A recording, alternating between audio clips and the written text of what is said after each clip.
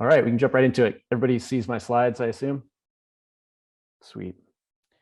All right, welcome to the first forum of the last month of the first quarter 2022. Recent achievements. Some exciting stuff on the expansion front. So Levels, I think as of this morning, was officially granted a registered trademark in the UK. And on that note, you can see here, Karen visiting the TruePill UK site, which as of right now is kind of like an empty warehouse. But in the future, you can imagine stacks and stacks of Levels boxes containing exciting programs heading out to international members, which is really exciting. So we're moving ahead. Dates and deadlines and such are still kind of in development. This week was kind of a deep dive into food logging. Chris is going to give us some more details here, but just trying to figure out more closely the relationship between logging and member value. Ben hosted a nice community call with members who don't log. This was not a shaming session. This was to try to figure out why and how can we improve this and where is the value gap right now. And then coupled with that, we had an email campaign to raise logging awareness, which you can see over here, but just trying to help reinforce for people that much of the value, if not most of the value, is in those closed feedback loops around the nutrition events. Again, Levels helps you understand how food affects your health. And so if you aren't logging your meals, it's going to be hard to learn those lessons. Another big announcement, we had our second large-scale study IRB approved this past week. We expect to make some modifications to it. It also has some delta to the first one, which we'll talk about in a later update. But this is quite exciting. We now have successfully migrated two large studies, first of their kind, through the IRB approval process, which is we're getting reps in.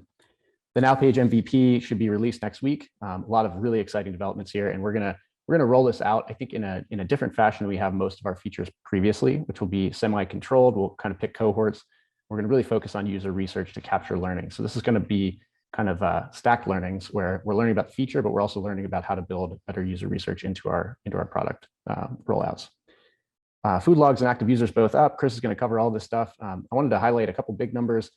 Our waitlist moved up 33,000 emails in the last 2 months, and our conversion rate has been the highest in 7 weeks, with subscriptions up 18% from last month. So some exciting stuff within Chris's always fascinating weekly business visibility dives.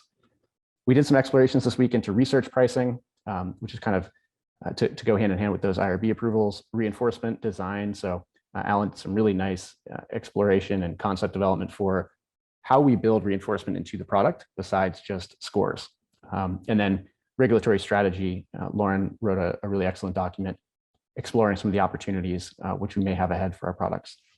And then deconvolution project, Taylor will have more updates on this, I think, in the future, but right now we are doing a deep dive into the literature on the mechanisms of action, the concentrations, the presence of the molecules that we care a lot about. And this is coming from research from our advisors, existing research, just a general awareness of how the human body works. So lots more to come here, but it is exciting. We're digging into that kind of in the background. And then John released and re-released the custom tags and food recognition features. This is for internal use. So please test and provide feedback on this. Really important that we all go through this experience as though we are members and provide feedback. A couple other things here, recorded a bunch of whole new level episodes as usual, released a bunch. Lori has transformed her home into the equivalent of an Amazon distribution warehouse for the Series A patches. You see just ceiling height packages. Lori is amazingly fastidious in her work, and it's just amazing work that she's doing to get these out to our supporters from the Series A. Oops, jumped ahead there, my mistake.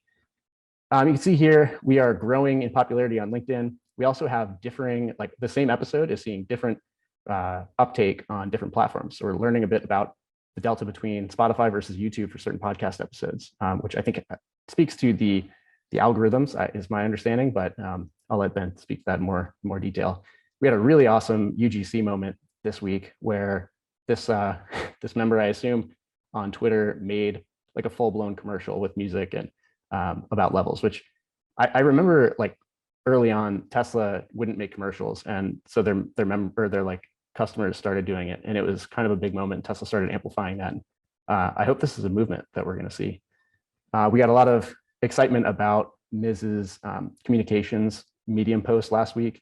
I received just a ton of outreach about this article, which I reposted on Twitter, which is exciting. And then a couple great videos on productivity, what makes for good documentation. And then Austin McGuffey, his wife, produced a ton of amazing videos this week, which we boosted on Instagram, including Does Coffee Raise Your Blood Sugar? For me, yes. Podcasts with Taylor on Inspired Evolution and Lauren on the Blueprint, all released this week. So, and then on top of that, top line revenue hit 11.25 all time. Jumping ahead, I want to welcome Diana Rodgers. Diana is an author, registered dietitian. She's the host of the Sustainable Dish podcast. I had the pleasure of being able to join Diana a few weeks ago. I'm losing track of time here, so I can't exactly remember when that was, but a few weeks ago. And I really, really enjoyed the conversation. Really appreciate Diana joining us today. Diana, would love to hear some thoughts about your journey into metabolic health and your experience with levels thus far. Yeah, thank you so much for having me. I'm a super fan of you guys. I had undiagnosed celiac disease, and so as a kid, everything just went straight through me, and really struggled with my metabolic health at the same time, and just kept going to doctors assuming that I had diabetes, and they kept telling me I didn't, and I knew something was wrong. Once I was diagnosed at age 26 with celiac, that fixed a lot of my gut problems, but I was still on this blood sugar roller coaster, and it really led me to diving into becoming a dietitian later in my career. I was in marketing for a long time first. And so it wasn't until I read The Paleo Solution and kind of went keto that I couldn't believe I wasn't obsessing about food all day long. And so I think the ability to be able to track your own blood sugars is just amazing. And I use it in my nutrition practice. I'm currently not taking clients right now just because I've been doing so much public speaking. So I talk a lot about the intersection between optimal human health and sustainability, and made a film and wrote a book with Rob Wolf called Sacred Cow, where we look at the role of meat and livestock to our food system and talk about the health importance of meat, and then how it can be raised in a way that's actually good for the environment and can help mitigate climate change.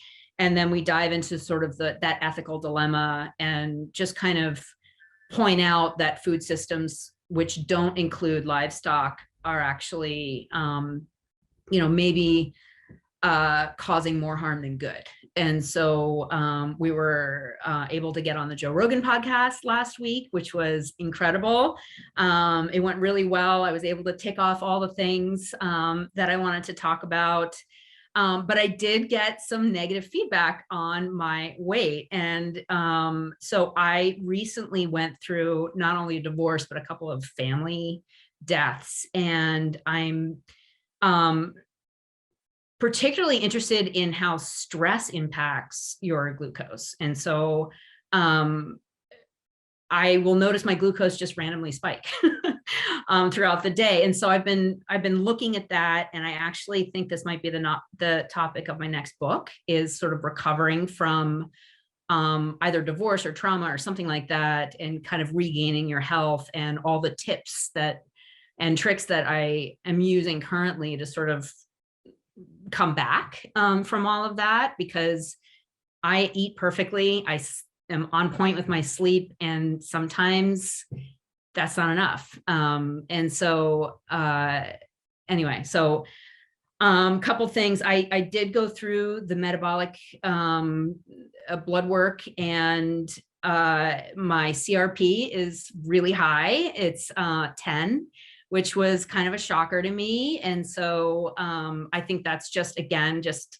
showing that I've got inflammation, and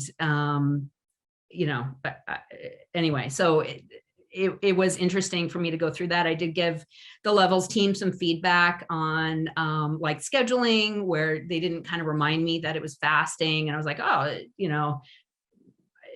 there's cholesterol involved. This is probably a fasting thing. So so that plus a few other pieces of feedback on that. Let's see, I wrote a couple other things. I'm going to have Glucose Goddess on my podcast, and I'm sure it's going to be just a big levels ad. I do think, you know, I am always going to be available for feedback and brainstorming if you ever need an opinion on that. You know, I do have this background in marketing, and I'm hyper creative. I think that, you know, definitely the food logging could be better, especially for me as a practitioner if I'm going to be using this with my clients. Because right now I'll just write like eggs, coffee, broccoli or something like that. But if it was somehow a little bit more detailed, like in a chronometer type of a merge, I think that would be a lot better, because right now I'm logging in chronometer and in levels. So it'd be nice to have like a chronometer log to go along with my level swings. I think that would be really cool. Lumen just reached out to me. So I told them I'd be happy to take a look at what they are providing, and I'm happy to give you guys feedback. I'm not going to partner with them because you guys have been so great. And I became a sort of a mini investor in you guys. So I will give you any feedback that I have from the Lumen experience. I've been definitely noticing I'm getting fed ads from them in my Instagram feed.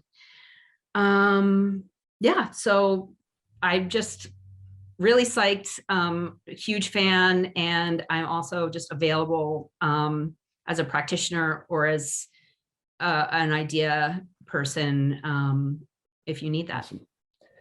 Amazing. There's a lot of good stuff in there, Diana. Thank you for all that. Especially, I think the realities around confounding factors with glucose control, which don't necessarily just show up in food. And right now we're laser focused. That's the prayer that we repeat. Levels helps you understand how food affects your health. But the reality is there's a lot of other things that are in the mix. And so that's kind of part of the deconvolution project, which Azure and others on the call are thinking a lot about, which is someday we need to be able to give you that information about how these events, these stress factors are affecting your response to the foods that you trust. They may be interfering. So pretty optimistic about that.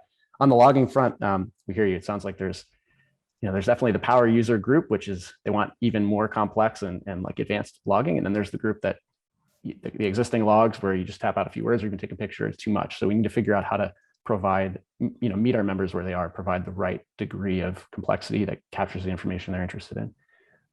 So anyway, Diana, thank you so much for joining us. I think I know you're super busy. If you can stick around for the rest of the meeting, please do. We've got a little share at the end, a little personal share, which another few seconds just to share with each other. But if not, thank you for joining. I know the team really enjoys this and loves to hear directly from people like yourself who are professionals working with other people who are trying to solve these same problems. Thank you. And congrats on Joe Rogan. I haven't listened to the episode yet, but it's in my queue. Awesome. Thanks. All right. I want to welcome Riley. Riley is going to lead our finance organization, which has yet to exist, and he will bring that into being. Very excited about this. Riley, I'm not going to read your slide. I'm just going to let you kind of step in and share a few thoughts. Hey, Josh, thanks.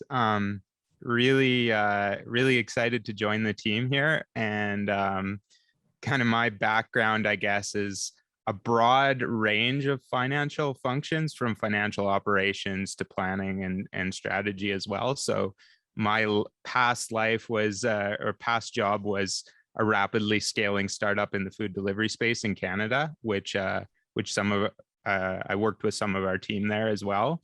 And I kind of joined early stage after about a $2 million seed raise, and we had a couple $1 million of revenue, and we scaled the company to a couple billion in transactions and a few thousand employees. So I was doing a few things there from the financial operations side, a little bit of what Ms. is doing now here at Levels, and then a little bit more focused on the finance side. So I think I'm really excited about that background, and I think it'll, help me take a little bit of work off of some of our key people's plates. Ms., Zach, and Ben have been doing a great job pinch hitting on some of the finance stuff. So excited to unlock some of their time and then kind of use our great culture of transparency, or leverage that to kind of build in some financial communication tools to help us make good decisions. And really, really excited about that. Really excited about working with a great team here. Well, Riley, super excited for you to tackle these things. I know Miz has to be over the moon about being able to hand off some of these responsibilities that he's been carrying among many others. We're all stoked to have you on the team. Anyone who hasn't had a chance to connect with Riley, please reach out, make yourselves available, help them through the onboarding process, and join some of these cafes that we've got with Riley and our other new team members. Riley, looking forward to lots of challenges ahead, lots of work together. Thanks, Josh. All right. Yeah. Quick culture aside, I want to highlight two of our team members here. Braden, just this was shared by one of the other team, but he just continues to kind of set a really high bar for the small things that really matter. One of these examples is just being able to provide a little bit more detail on the calendar invites for the week with the topic, which basically there's two calls happening, two community calls, and there's different subject matter. One is with food loggers and one is with non-food loggers. And for the person entering this invitation, it can be kind of challenging to tell the difference between that because we didn't really create that separation on the public event. And so Braden just kind of takes that little extra step to help people stay organized and reduce the need for additional prep, keeping synchronous awareness with asynchronous communication. So these are the small things. It's always great to highlight these. Braden, thanks for all the work you do to kind of keep things moving along and keep the overhead minimal.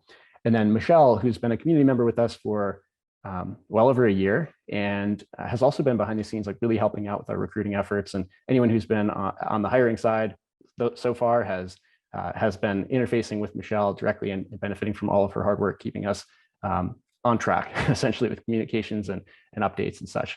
So she officially became functional medicine certified health coach. Want to congratulate her.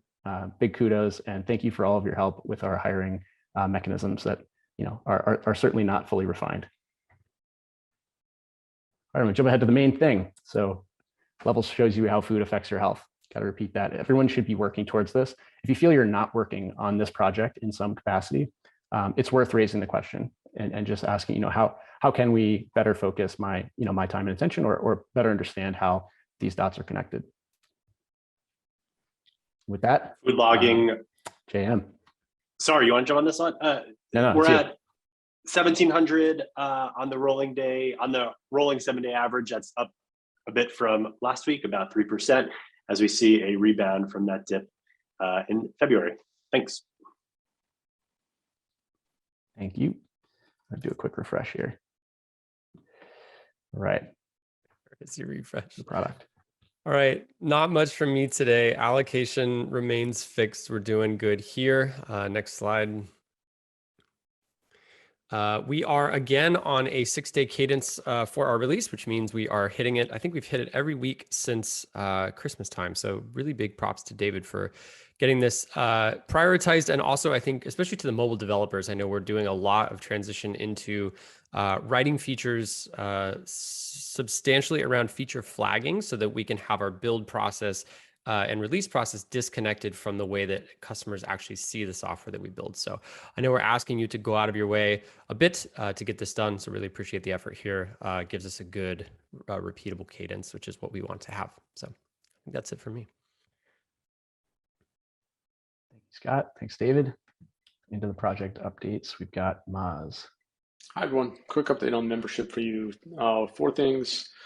Quick update on the elasticity experiments, talk about the other experiments that we're scoping, discussion of monthly membership that we had last week, and then an exploration of bundling labs with CG.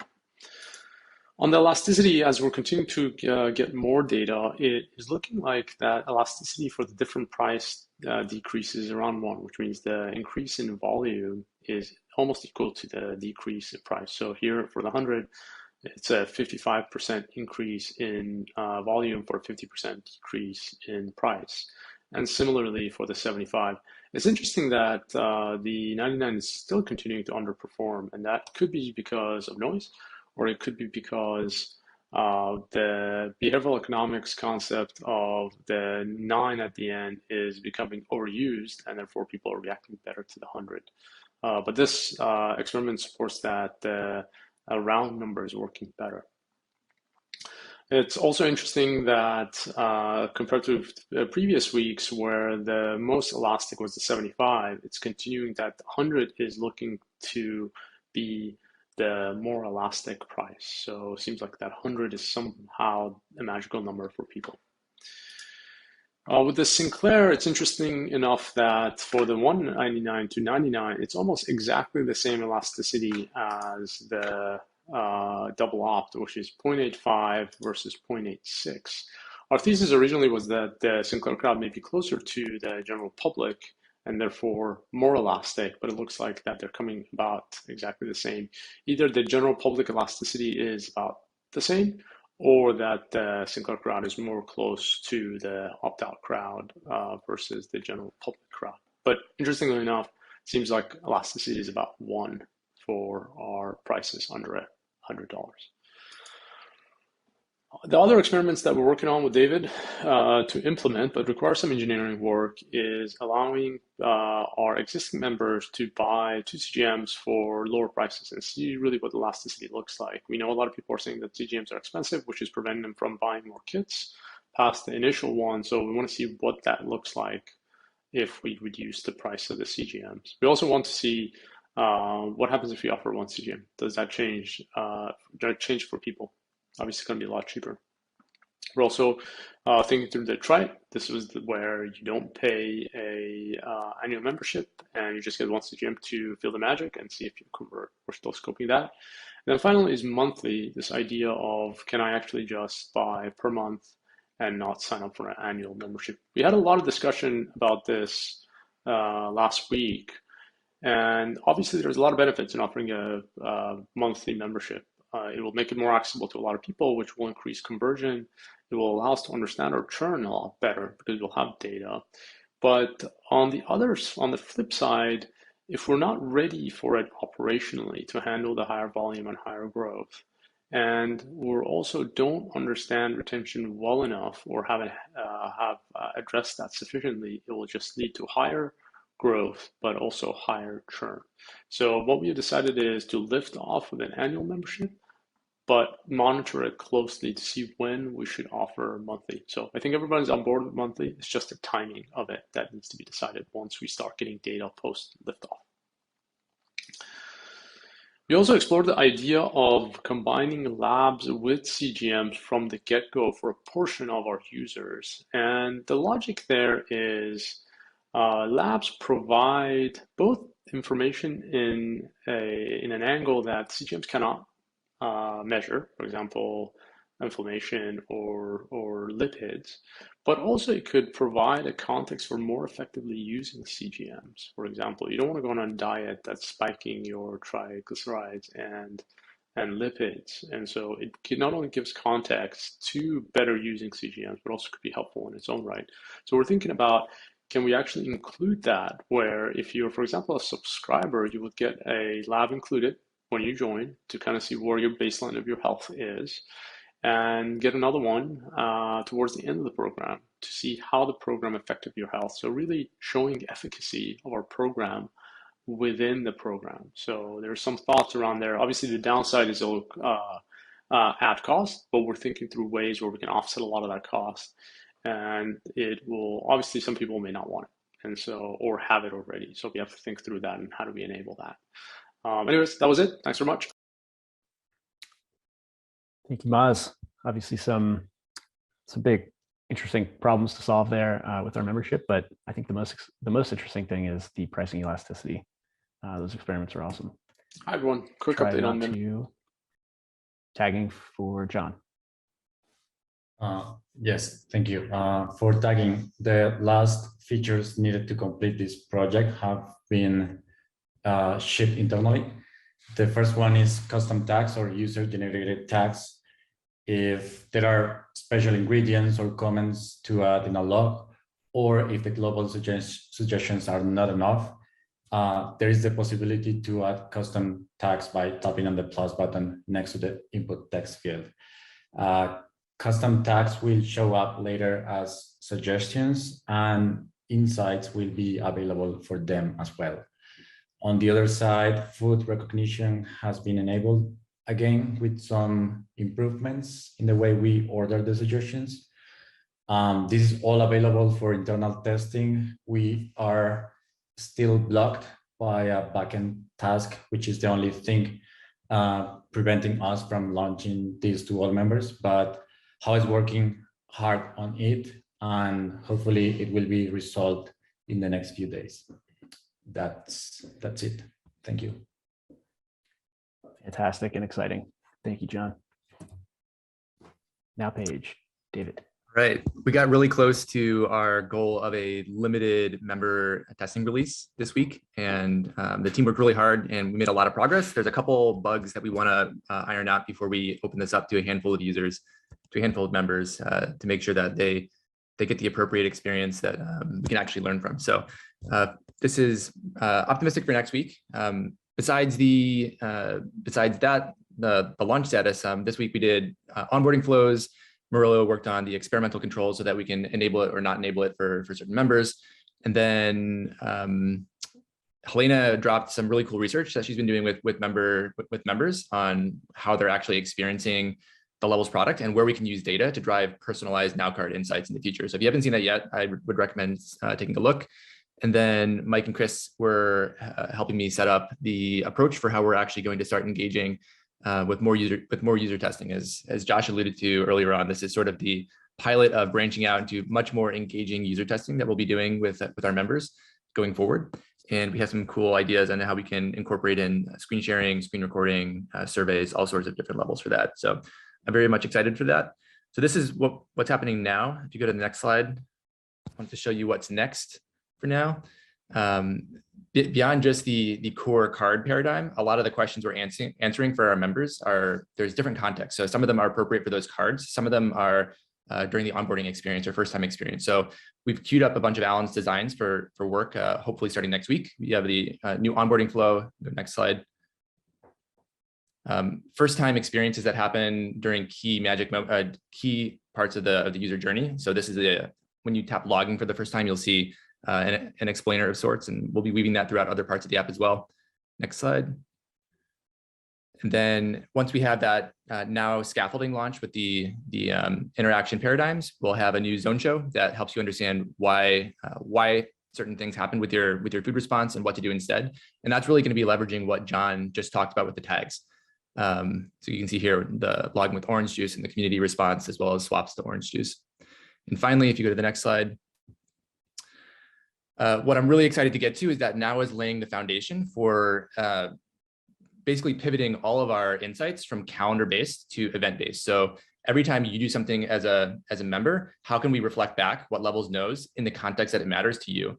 So you see here on the left, just a prototype that I'm playing around with, where we have a collection of fruit tags. And can we map those fruit tags whenever we detect them in your log to this new immersive story style explainer on what is fruit and how to think about eating fruit. So this is really the culmination of the whole team effort here, with Haney preparing awesome drafts of how to think about eating fruit, working with our UX design contractor, Jen, to bring it to life in this simple format. And Mike's been managing the pipeline for that, and really going between Jen and Casey for medical review and Alan for the designs. And then we're gonna have to rely on engineering here pretty soon to start wiring up these really simple string-based or tag-based approaches, so that every time someone logs, they're going to get that paired with these exceptional content. What's launching next week is the calendar, in that very limited release for our initial user testing, is a calendar-based user feed, which is the original 28-day program. We'll be swapping that out over time with all event-based things like this. So exciting things to come, and please keep sending your feedback. Super cool. I love the sort of simple but rapid concept here for triggering those cards. Excited for that. All right, over to Andrew. Good morning or afternoon, everyone. Here's a quick Inge SLA and KPI update. And so I wanted to actually show a bit about what this means, because a couple people reached out and they wanted to learn more about like what we're tracking here with pull requests and things like that. So I'm going to give a really quick intro to what's happening. In general, engineers write pull requests. And so pull requests look kind of like these. These are closed ones all in the last week.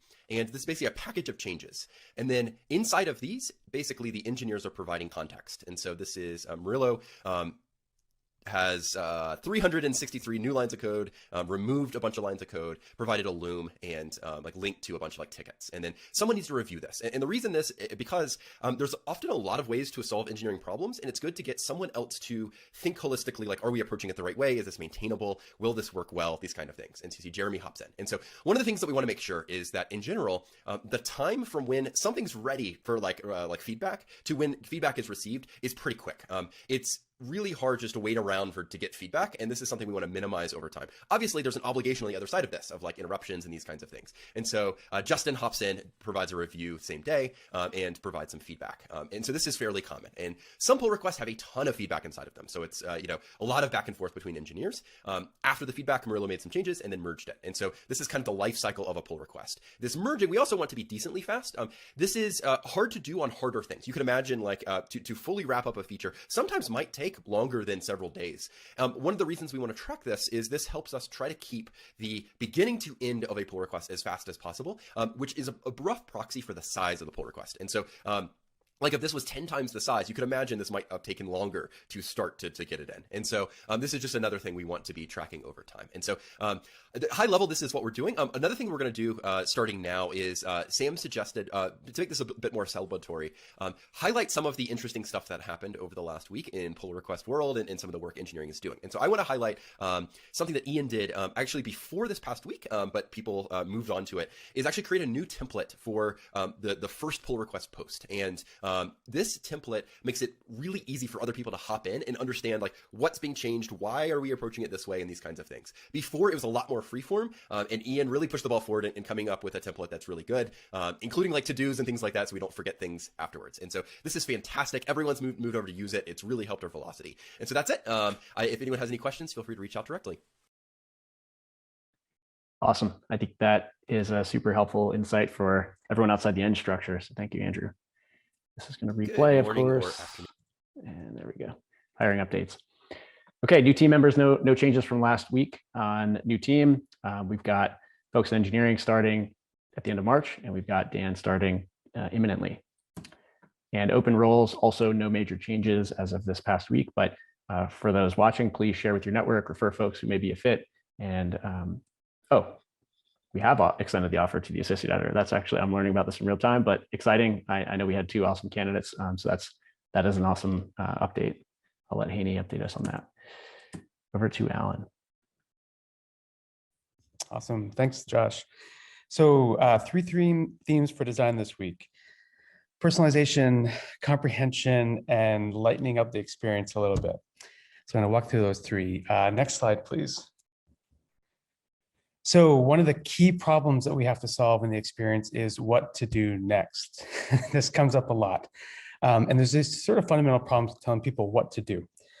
Are they capable of doing it? Are they invested? Are they interested?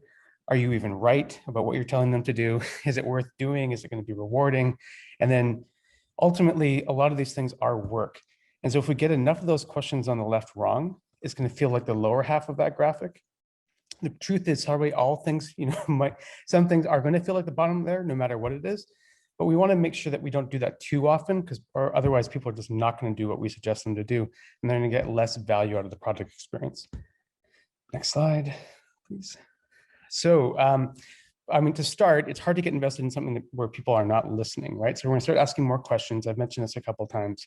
You can imagine that here, say in the day review, we've got an opportunity to show you how you did, but also acknowledge that you've got an option here. Like you can potentially change your range.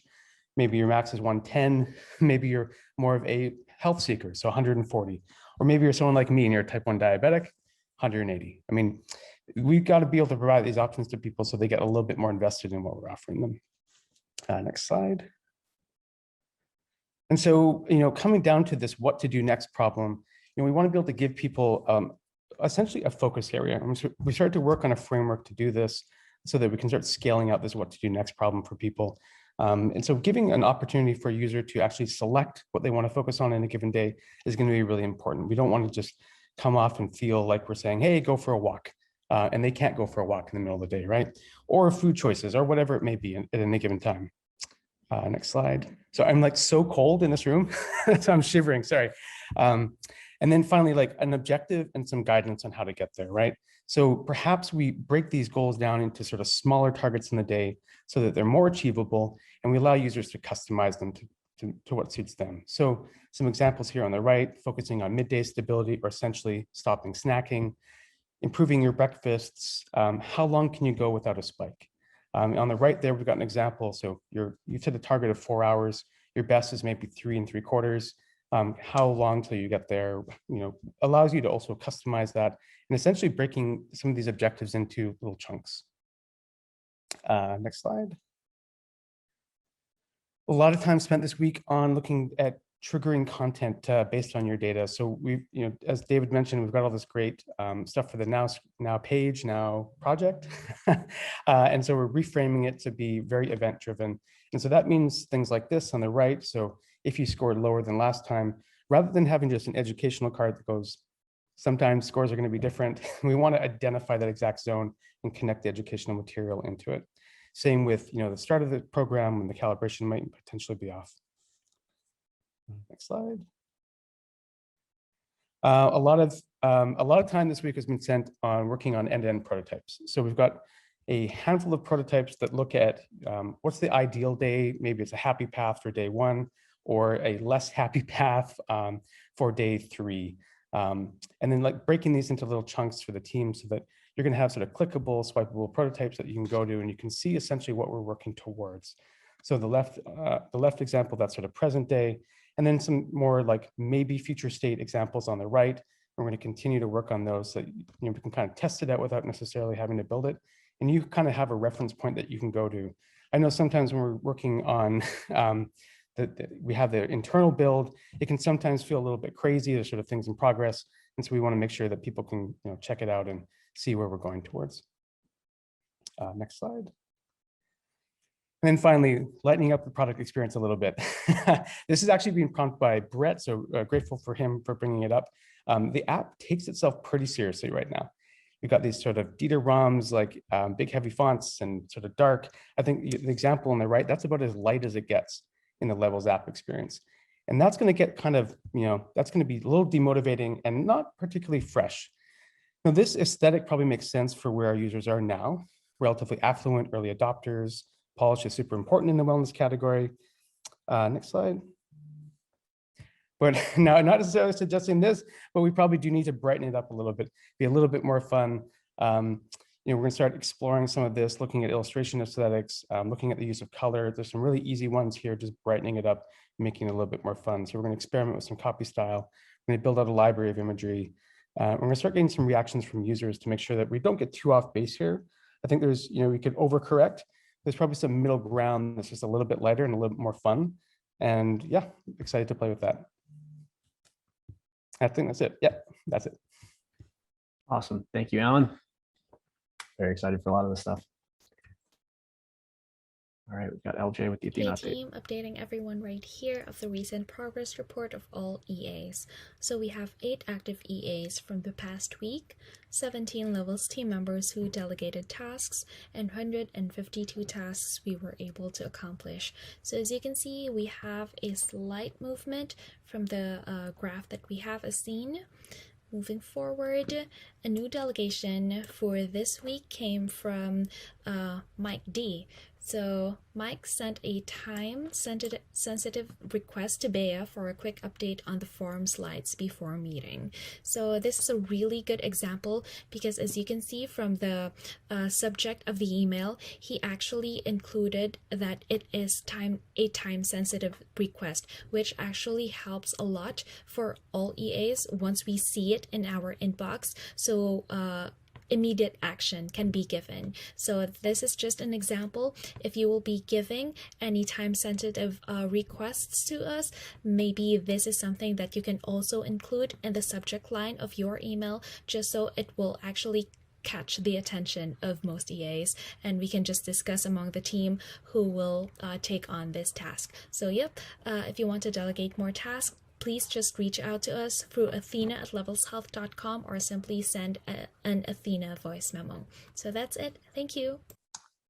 Thank you, LJ. Thank you, the entire Athena team, for all the awesome behind the scenes work that you all crank out for us. It cannot be overstated how helpful it is. All right, Chris. All right. So I originally had planned for a shorter update until Josh put me on the spot when his update. So I was quickly throwing in additional slides to make sure I could deliver on what he was said I would cover. So first, the SLA dashboard, quick update from last week. There's definitely a lot more green. The key things are our order processing is back on track. We were slowing down because we had so many orders coming in, kind of pushing people out from more of a hard limit on our side. Next slide, please. Food logging. Yeah, thanks. So the next two slides both came up from team members of saying, hey, I've got this hypothesis, I've got this question, do we have data to support X, Y, and Z? I live for these questions. So I just want to encourage the team, like when you have, I wonder if, like, throw those over, like, this is where I have the most fun. So this first one, the question was kind of does a higher average day score lead to more logging? And I think it came from Alan. So what I'm looking at the bottom is the x-axis is your average day score from 55 to 99. And then looking on the left is how many food logs do you do in a single day? So if you log breakfast, lunch, and dinner, that would be 3. If you just log dinner because you only eat 1 meal a day, that would be 1. So as you kind of look at the distribution as the day score goes up, kind of that sweet spot is from 62 to 91, with kind of the tails kind of falling off. So our belief or kind of hypothesis, I look at this is, if you're kind of in the, middle of the pack, you're doing it a lot more. If you're kind of on the edges of like, hey, one of the members on the community call says, I get 55s every day, as probably kind of a reason why he didn't log anymore. Because he's like, I don't see any improvement. So if you're really getting, top scores or bottom scores, you're less likely to kind of log as often. Now, taking a similar view on the right is now we're looking at total number of glucose days by average day score. And you kind of see this kind of up and to the right as it, the higher your day score, the more kind of glucose days of data you have until 83, and then a sharp decline. I actually don't have a great explanation for kind of what's going on. I'm just kind of more saying, hey, here's what I see in the data. So this one's a little bit more research to be done. Next slide. The next one, and I realize there's a lot going on here, so I'm trying to walk you through it. The next question from Ben was, does logging food increase the likelihood of people completing the program or ordering more CGMs? So is that kind of the magic moment of once you log food, then then you're hooked to the product? The answer is a little bit of yes and no. So the top two charts, I'm looking at all members, and on the x-axis, I have what I call food log buckets. People who logged 0 times, 1, 1 to 2, or 4, or 5, or 8, and then I kind of group them together into buckets. And then going up on the Y is program completeness. 0 sensors, 1 sensor, 2 sensors, or more. So what you're kind of looking at is people that don't log at all, which is the first bar. You see this big, huge blue spike, which is basically people aren't, getting through the program. But when I said, well, wait a minute, like we know that we have a lot of people that order the product and then that's like never get up and running. So the bottom two charts is when I restricted the same data, saying for people that we only see glucose for, and then let me look at the same data. So now the thing I really am focusing on is the chart on the bottom right, where the first bar is people that don't log, and then this next bar is people that do log and then log more and more and more. And what I find is there's really no difference in terms of their likelihood to complete the program if they log or don't log until you kind of get to the place that you're logging like 30 or 40 or 50 times, because obviously you would have to use the data for a lot. So my takeaway on this one is it's all about getting people to get glucose data into the app. So they haven't completed the onboarding step of linking their Libre, getting glucose. So obviously if you don't have glucose, food logging is not going to do you any good. So a lot of our efforts, I know some of the work that Braden's doing is actually targeting people to where we don't see glucose and trying to nudge them. And then food logging is really an unlock. So that's really the takeaway on this one. All right. Sorry, I know that was a lot. Next slide. We've covered this a little bit. This is probably the last time I'm going to report on this for a while, unless I see a big movement. And what we're looking at is the day review of the number of people that see it and kind of get to the first page or second page. And really the key takeaways on the right of 77% of people are kind of swiping to the final kind of community page, which is great to see that engagement versus just exiting out. And what I was looking for was I wanted to see this stabilize. So the 77% only went down 1 point from prior week, which tells me this is starting to stabilize versus it being like, oh, it's a new product, like what's behind door number 2, and then they get value out of it. So I'll continue to monitor and bring it back up if it moves, but this kind of looks like where it's going to kind of land as more of a steady state, hopefully. Next slide. On the voice of the customer, 3 main themes this week. Stripe ID verification. So we actually had a couple issues with Stripe, kind of the system going down. So people were trying to get verify and got stuck. So one customer tried for 3 hours and entered their data 10 times. Another one spent 2 hours trying to get through. And the error message is kind of the bottom image. So we actually had a couple windows where Stripe was down, then back up, then back down. They actually sent us a nice email about, I don't know if it's nice, but they acknowledged the issue and that they're putting in more reporting and logging so that they're more proactive. But that was a couple of blips we had around verification. The next one around consult confusion. So one person said, why do I need this prescription for medication? I just want the arm patches. They're not even aware that there's a CGM. They just see the black levels patch and think that's the product. The next person was actually denied their prescription and said, what decision did this physician make to deny me and based on what? So there's not a lot of transparency when someone is kind of denied an RX of kind of the reason behind it. So we're trying to make that more transparent, more reasons when people are denied for whatever reason. And then the right is blood panel confusion. A number of people are thinking that the blood panel is required as part of membership. And some people are like, well, what if I can't do the members, what if I can't get a blood draw? Can I still be a member? Wait a minute, you didn't talk about the member, but now I actually see a page and it's telling me I need a lipid panel. Like, what is this? Like, and being kind of upset of this. So some confusion around not just thinking about the health panel as a additional service, but like, is it a required part of our being a member of levels? Next slide. And lastly, to end on, actually, is this? Oh, yeah, my last slide. To end on a positive note, both at the monthly for February and last week, we've seen big improvements in NPS. So a 63, which is our highest score in 5 months. And we've had 4 strong weeks in a row of NPS kind of on the right at the weekly clip. So great to see some of those numbers recovering as we've seen some dips over time. And that's it for member experience. Thanks, Chris. Sorry to throw you on the spot with that food locking stuff, but yeah, I appreciate the insights. Ben. All right. Growth is focused on value through membership. Every week we say it. All the things that Maz is doing around price elasticity, the cohort analysis that JM is doing, and the voice of the customer that Chris just highlighted. So these are all important inputs as we start to unlock what ancillary revenue streams look like, what pricing looks like, what the actual value is that we are providing through product and everything we do. Next slide, please. So we're continuing to iterate on these slides. This is the monthly recap. So February, we hit just over $1 million in recognized revenue. We now have 20.8 in the bank. We've seen some of the cash drip in from our Series A, and there's still more to come once the operator round closes. 10 million in debt available, and we're at 47 months of runway. Next slide, please. So financials monthly, what you're looking at on the left is recognized revenue all time month over month. And on the right is CGM subscription revenue month over month. So in February, we hit 11 million in total recognized revenue all time. And then as far as CGM subscription revenue, we hit 394 in February. So we're at a $4.7 million run rate. And you can see that graph is nice and up and to the right. And this is an important graph because the product that we have is built on top of CGM. So we want to make sure that that continues to increase and we don't see big oscillations, or we don't want to see that start to decrease in any way. Next slide, please. Revenue breakdown. So 739 in CGMs.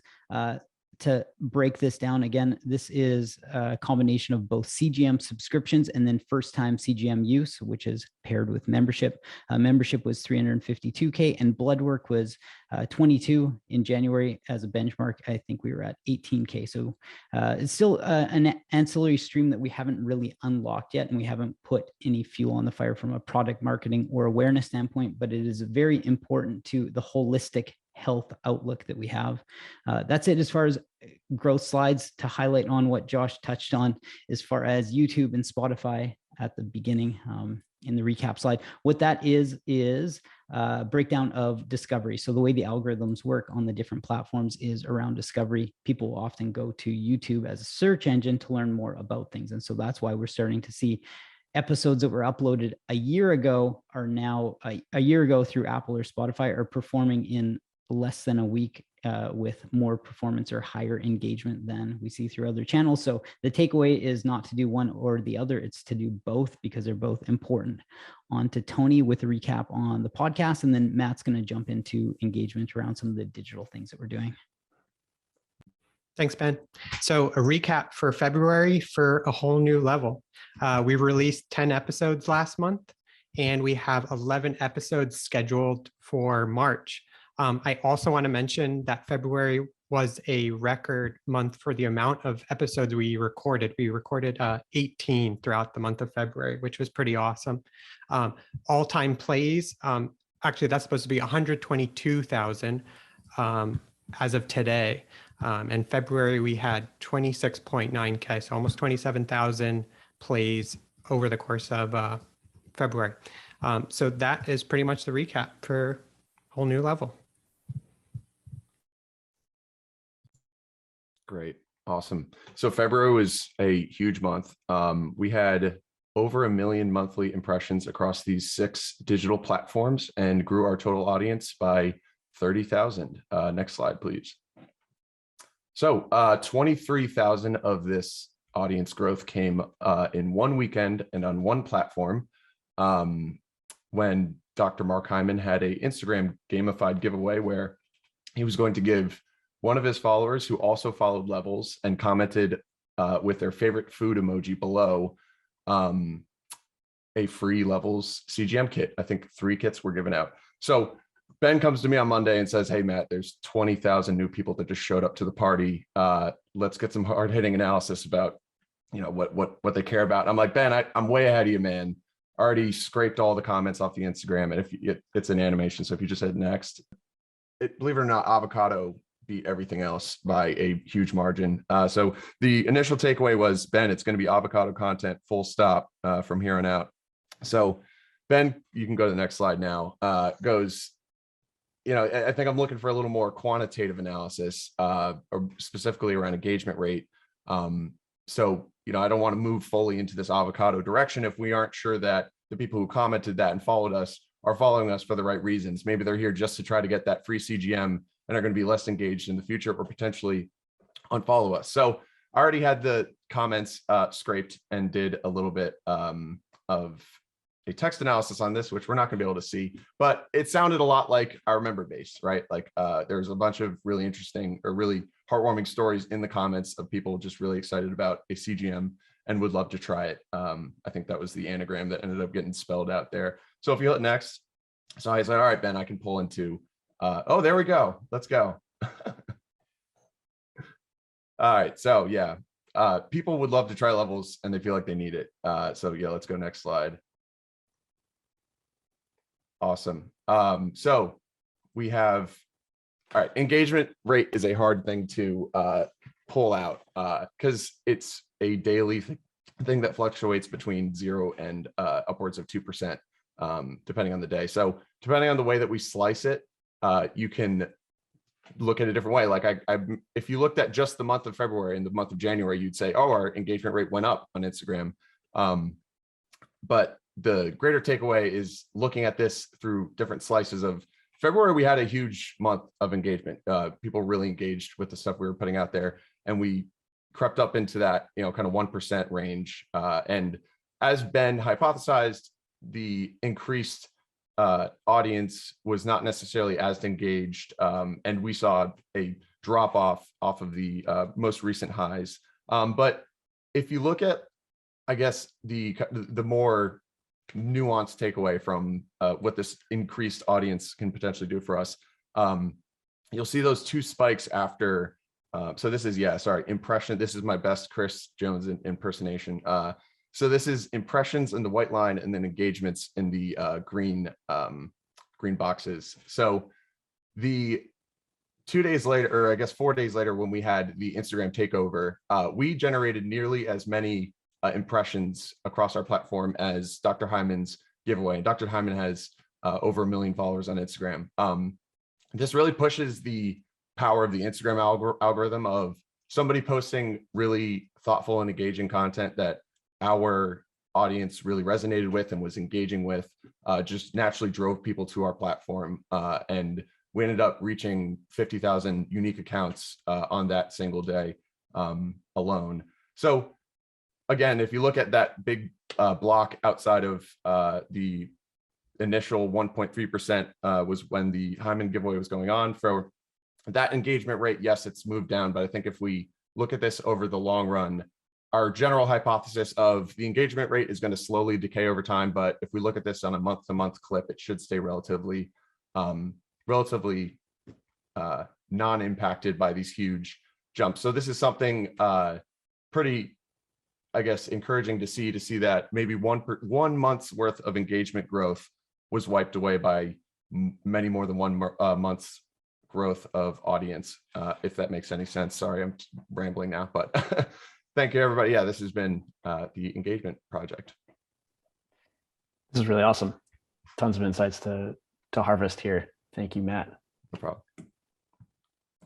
All right, Tom. Yes, that's me. Okay. Top 10 partner codes from February. No major surprises in here. Another really strong month from Sinclair. I'm going to call out that I had mentioned somewhere on Threads, I can't remember where, that Sinclair, I think it was a week or two ago, that Sinclair was starting to slow down quite a bit. And that was actually wrong. Sinclair is not yet slowing down. The reason why I had reported that was because I overlooked the fact that JM had created some new Sinclair codes, Sinclair 2, Sinclair 3 for pricing experiments. So they didn't get baked into the analysis. So Sinclair continues to perform really strong. It hasn't slowed down yet, probably soon. A few other notes here. Hyman, second strongest month ever from Hyman. So that's great. This is due to Casey's appearance on his podcast. The Verge continues to perform really, really well, which is pretty surprising, but very cool to see. Some newer codes, Dr. Terry Walls in the mix after posting on YouTube and her blog and joining our affiliate program. Diana, who was on the call earlier, down in the honorable mention section. Josh was on her podcast, and we're also experimenting with some paid placements. And then Rich Roll is on the board, but I would say performing below expectations, which brings us to the next slide. Okay, so the TLDR here is that we've learned that we need to drive more clicks to Rich Roll's link, put simply. So this table here is comparing performance of a Rich Roll ad versus a David Sinclair lifespan ad 1 week after that first ad goes live. So you'll see a couple of huge differences here. So a couple of things to call out. Sinclair's link got 20 times the clicks, which drove something like 15 times the conversions.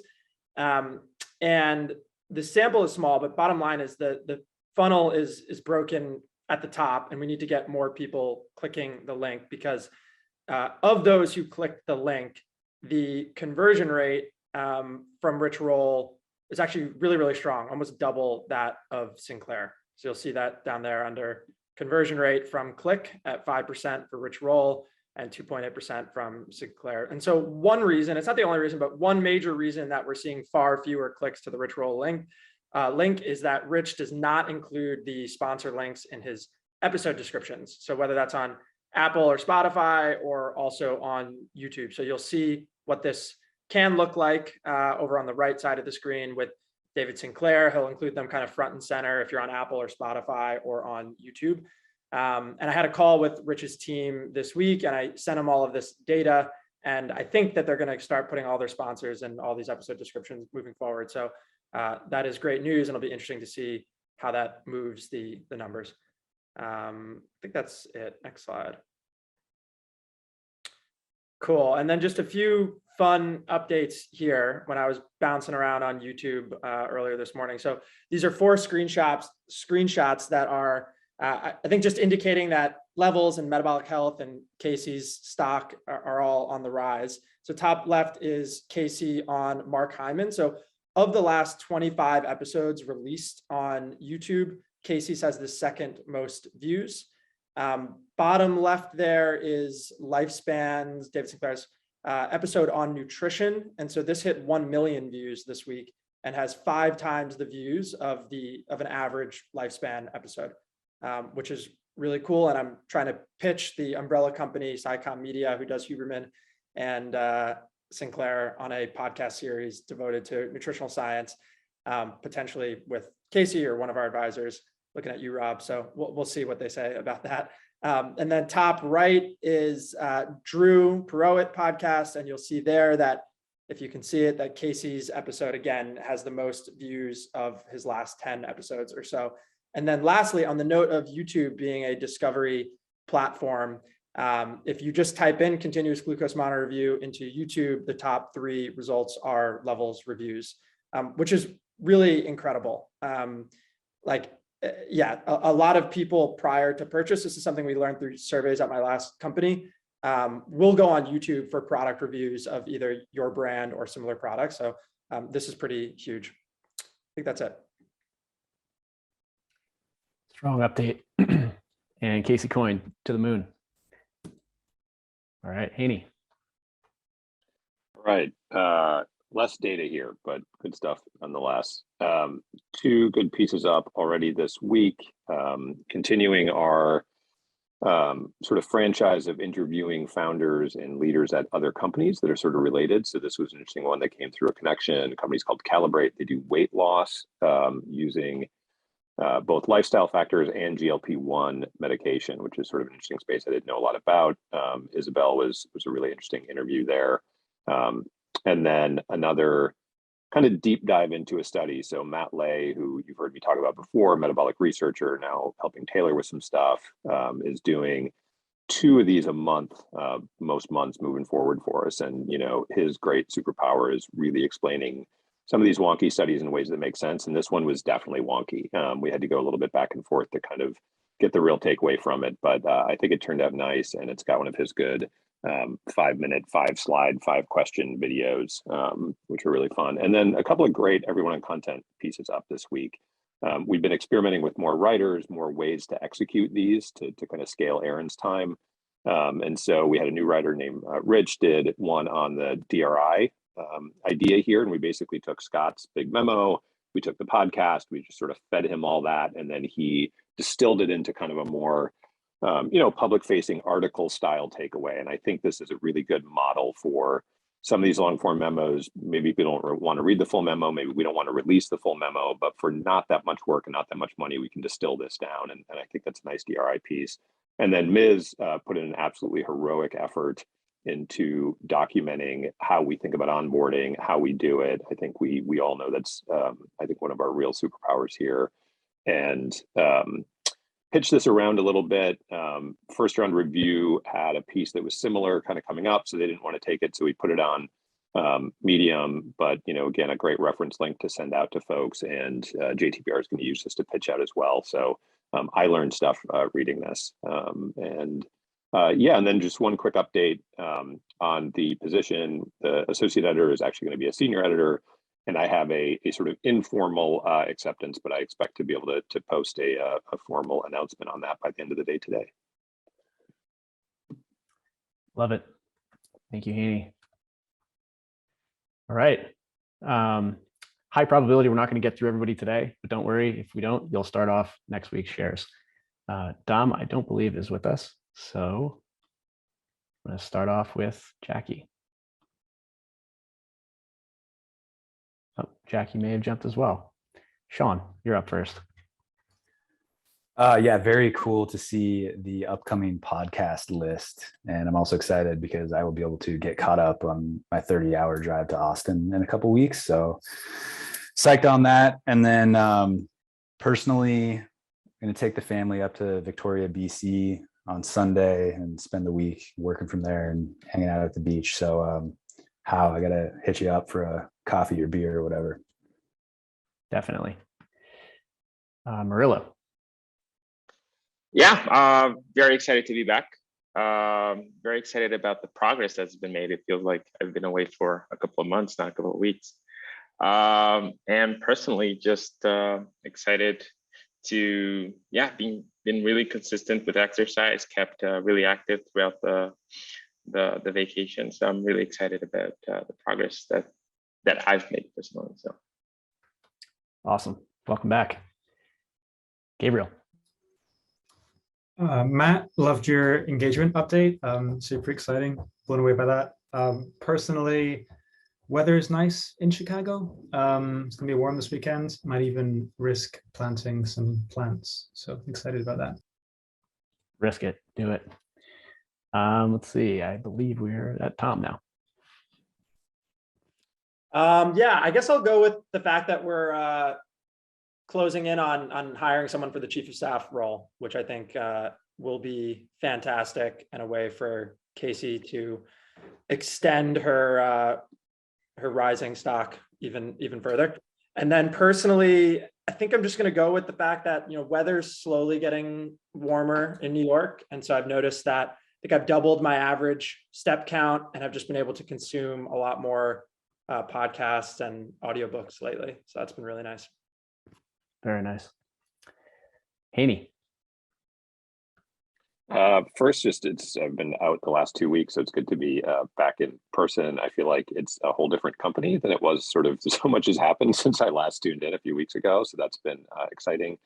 And I guess sort of personal and professional. I'm really excited about this potential hire. I think it's going to be great and really just kind of supercharge the content org. So more on that to come. Awesome. Welcome back, Steph. Professionally, I want to shout out to just people, I guess, and the whole team here. I've had so many great, both personal and professional conversations lately, just really meaningful, both through Zoom, through donut chats, and in person. Maxine actually came to Denver and we got dinner last night, which was amazing. And we're going hiking this weekend. And personally, I guess that kind of ties into it, but also the weather in Colorado this week was absolutely beautiful. And it's going to get cold again this weekend, but it's been fun to spend a lot of time outside. Awesome. Enjoy it. Rob. So last week, Casey, David Perlmutter, and I spent some quality time in Miami. And Casey, that was a wonderful dinner. Josh, you're going to get a memo from her about some new ideas, hopefully real soon. This week on Wednesday, the SF levels contingents meeting at Che Fico, and I get to put some, faces to the avatars. Love to hear it. Enjoy. Let's get a memo out of that one too. Azur.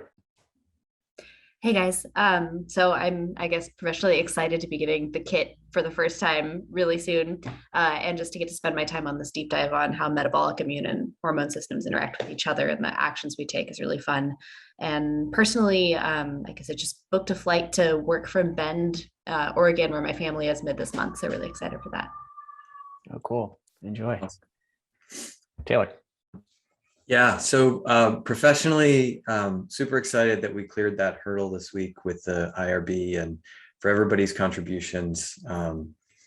Jesse and Maz and JM continuing to push the ball, and to Josh for writing that Behemoth and getting that off the ground at the beginning. And then a lot of Azure's work and Matt's work. I think this deconvolution project is coming together really, really well too. So a lot of cool stuff coming in.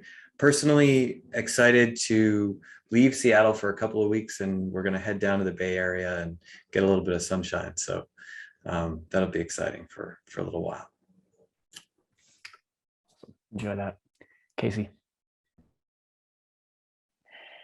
So +1 to Rob's comment, getting to meet Rob in person was definitely the highlight of my week, and getting to see David Perlmutter and be on this really interesting panel about metabolic health. The topic of the conference was around the intersection between agriculture, health, and tech. And so it was really interesting to get a lot of people in that room who sometimes don't think about those other areas, and really get some good dialogue going. And Rob was incredible and asked some really hard hitting questions as we would expect. And it definitely made the day really dynamic. In terms of personal, yes, as I mentioned in the chat, moving to Bend on Friday. And so I'm going to be off Wednesday to Wednesday and driving up from Half Moon Bay to Oregon and unload my storage unit after 15 months. And I am so excited. So Azure, I'll definitely look you up and hopefully we can meet in person. And the Venera, it's exciting. Alan. Ooh, personal side. We've got my kids going away to their grandparents this weekend, so nothing could be better right now. And on the professional side, I'm just really enjoying working with Brett. We're having some fun this week. So yeah, things are going great. Awesome. Mercy. Professionally, it's nice to have had a full week back at work. I was kind of off last week, spending time with my family. And then personally, I'm back in Austin and finally really unboxing everything and putting furniture together. So it's nice to get organized and situated. That's my future. Let's see, Chris. On the levels standpoint, super excited for the Now page to start getting in the hands of our users and starting to build more of a framework of how we can release and get feedback, whether it be through surveys and kind of slowly rolling these features out. So I'm super excited for that. So thanks to David for all of his work on that one. Personally, and also kind of professionally, super excited in a couple of weeks to go to Austin for assemblage and to have our ops support team meet up and to score some major levels bingo points. So it's all about gamification and leaderboards. So yeah. This is all strategy. Chris is well ahead. Michelle. Hi. So on the levels front, I just wanted to say how incredible it has been to watch the growth of this company from when I started back in June of last year. It's been pretty cool to see the growth, how many people have joined, the progress on everything. It's just super impressive. And then on the personal front, I'm just fired up about having finished my coaching program and just kind of getting started on the business front there. Thanks. Awesome. Well, congratulations. Brett. Yeah, so I'm professional. I'm having too much fun. I think I'm gonna get in trouble at some point. Me and Alan are going super hard over here, and it's really fun. I like get excited to work every day. Personally, I took my levels out yesterday. I was in the sauna, and I think the sticker started shrinking and like waxing the hair on the back of my arm, and I got paranoid. It was also at like past. It was at the 14-day mark, so. And I missed it. Like almost immediately I missed it. One thing I'm going to throw out feedback is not the place to do it, but I've had a really hard time getting the goo off or the tape, and I like stuck stuff. And I think we should do little packets of Goo Gone, because after like an hour of trying different things, Goo Gone was like the instantaneous thing that worked. I think Sean found a product for that specific use case, which we should start including. Yeah, we'll take an action offline for that. Sissy. From the levels front, I'm really excited about the work that the product team and Alan are doing on next and personalization. I think helping our members understand what to do with their data once they actually have the data will be a huge component of community and helping each other throughout their levels journey. So I'm excited about that work and excited to meet a few folks in SF next week. Personally, checking out a few local things this week, big cultural weekend, First Friday in Oakland, and then the Asian Art Museum in San Francisco. Awesome. Sounds like fun. JM. On the work front, this has been a really great forum. A lot of interesting stuff. It's great every week, but this one really stood out for me. On the personal front, but also sort of the work front, I will be around next week in its entirety, but then my daughter has 2 weeks off for break. We're going to Italy, and I will be largely off the grid. So I'll be doing some preparation work for that. Be on the lookout. Have a great weekend. It's going to be an awesome trip. Andrew. Professionally, for team growth is really exciting for me. New people starting and some candidates that we're working to close right now. So that's really exciting. I'm hoping to meet a couple of them next week when I go to San Francisco. So that's awesome. And personally, I got a Concept 2 rower and I love it. Kind of like working on cardio during not mountain biking season. Wow. Breaking from the Peloton pack. Yeah. Not following trends. Okay. Ms. On the professional side, just seeing the step changes happening across the company kind of right in front of our eyes is interesting. And the slide design is like a little thing, but we'll forever remember those old slides. But happy to see everything growing and the team growing and adding new hires and all these things. On the personal side, looking forward to the SF meetup next week and then to Austin over the assemblage week, and then have some rides scheduled. Excited to see Mass tomorrow and catch up. Nice.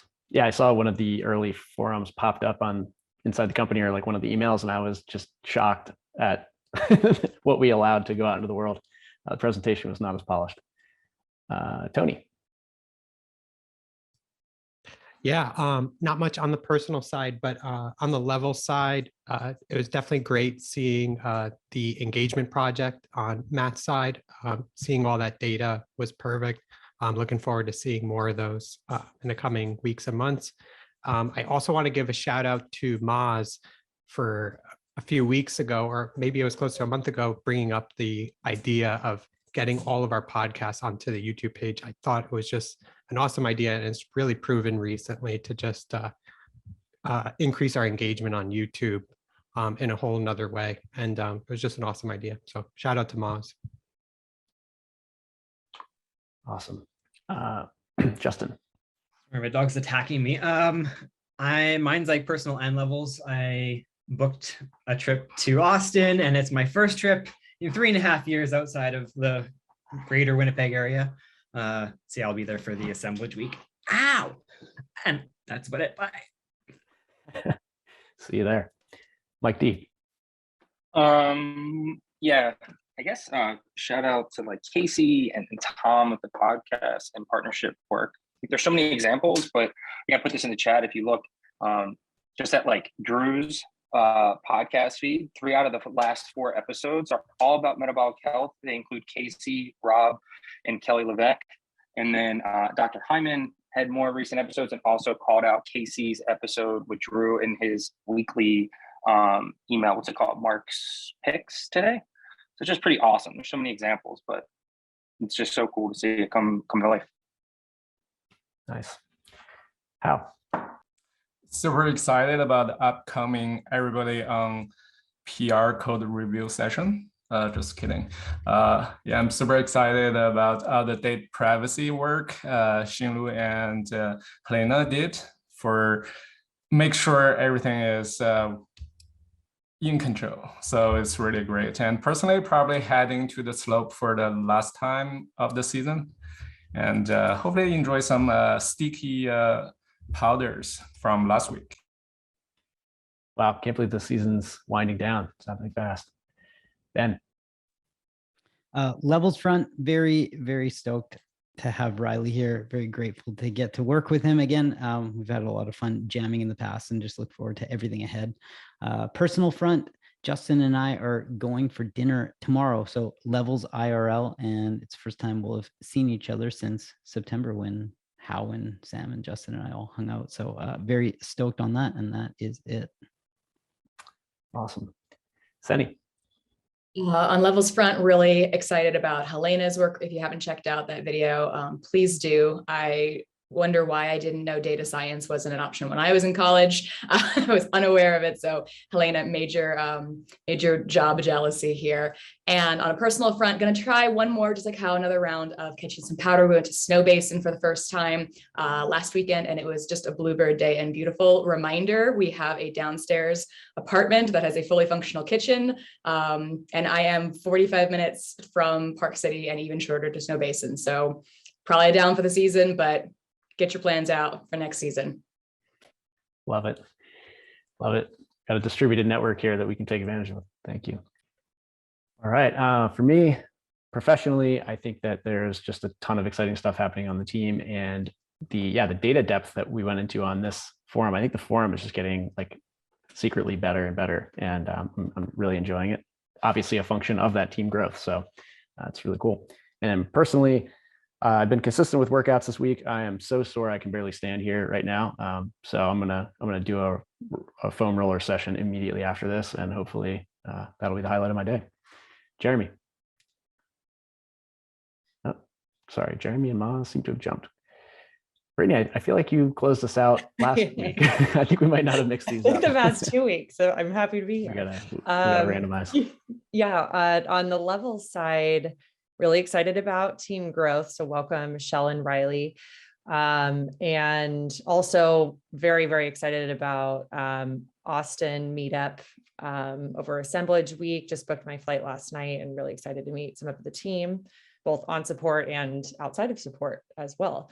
And on the personal side, I wasn't feeling too hot earlier this week. I was kind of down for the count, and I'm just personally excited to start feeling back to almost 100% here. So that's a win for me. Thanks. Awesome. We'll get this list updated. All right. Well, thanks everybody. It's an awesome week. Tons packed into this forum. I'm gonna probably rewatch this at some point. And yeah, thanks all for the awesome work. Enjoy your weekends. And we do have a cafe starting in about 3 minutes. See ya.